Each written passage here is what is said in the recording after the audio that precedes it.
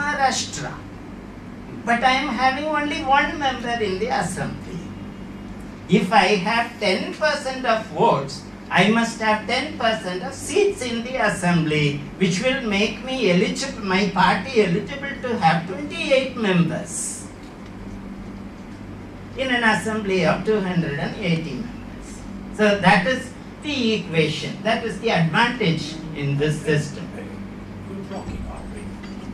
Then it has multi-member constituencies, and that will really relate to the question that was just now raised. No?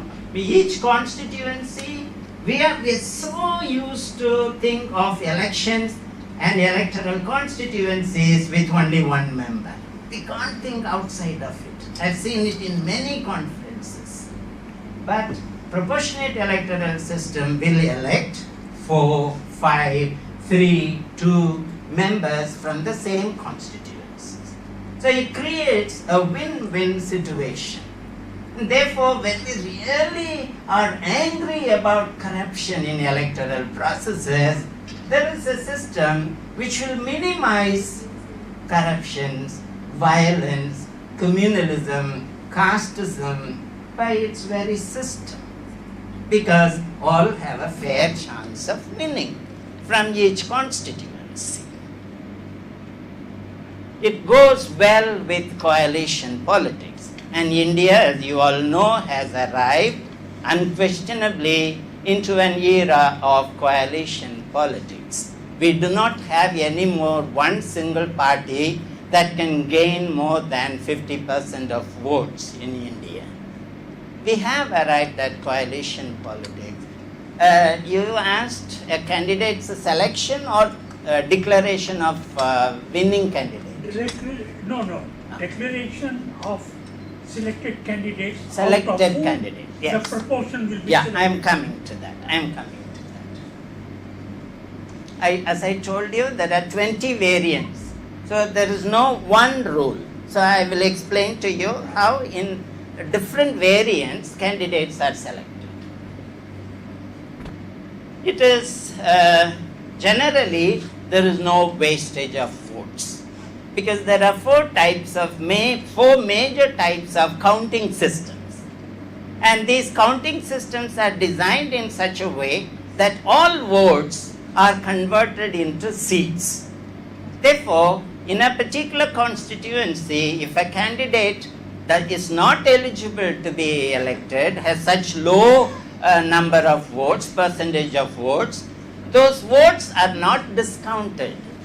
They are further reallocated among the second, the third or the fourth candidate or the party, and then that party is given one more candidate in the parliament. So votes are not left unrepresented generally. In some counting systems, So you think that in that case, the party leader chooses who that person would be? yeah, we're coming to that. No party leader can choose the candidates. The party has to go through a pre-poll electoral processes within the party, and they have to prepare a list. Sonia Gandhi, standing alone, cannot present to the election commission a party list of all her candidates in the whole country, nor can a caucus do that. Yeah, the election commission's job is, I have just returned from the Netherlands, where I had a discussion with the election commission there, and their major responsibility is to ensure inner party democracy. Yeah. So we are going to discuss that, but then even after I finish my presentation, you can raise all these questions. Please keep your questions for further discussions. It allows variants to suit the needs of different countries. It has 20 variants depending on what the composition of the population of a particular country. Any country can choose one of these variants. And these 20 variants are not fixed. They are not sacrosanct. So in India, if we want to have proportionate electoral system, it is my strong opinion that we should have the 21st variant of proportionate electoral system that will be specific to India. And it allows that. Proportionate electoral system is not a rigid system.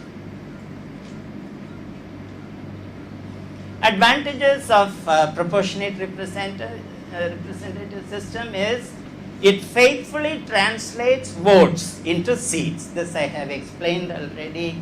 Very few wasted votes. It is an anomaly in proportionate electoral system thinking to think of wasted votes. It facilitates minority parties' access to representation. In fact, in many countries, it is designed to give representation to unrepresented smaller groups. And now in Europe, it is mainly designed to give representation to migrant groups. From various parts of the world, a lot of migrants are moving into many European countries, and so they are shifting to proportionate electoral system so that all their citizens may have representation in the parliament. It encourages parties to present inclusive and socially diverse lists. It makes it more likely that women are elected. And this is a common experience also in countries that have proportionate electoral system. It restricts the growth of regional fiefdoms because a PR system rewards minority parties with minority seats. They are less likely to lead to situations where a single party holds all seats in a given province or a district. District here is constituency. It leads to more efficient government. The example of Western European nations, for example, Germany, if you take, for example, during the present economic crisis, economic recession, Germany has come in for huge praise by experts in economy that it has managed the economic recession well, mainly because it has a proportionate electoral system and it has distributed its resources among its citizens rather equitably. And therefore, the wealth or the money was not concentrated in some companies only or stacked in some foreign banks. So they were able to manage the economic crisis very well in Germany. Also many other European nations. Now 24 out of 28 Western European nations have shifted to proportionate electoral system already. It leads to more efficient government. I mean, that's what I said. In the Netherlands, for example, I think I'm coming to Netherlands later. It makes power sharing among parties and interest groups more visible. It increases inner party democracy and reduces corruption, violence, and communalism. Yeah. I give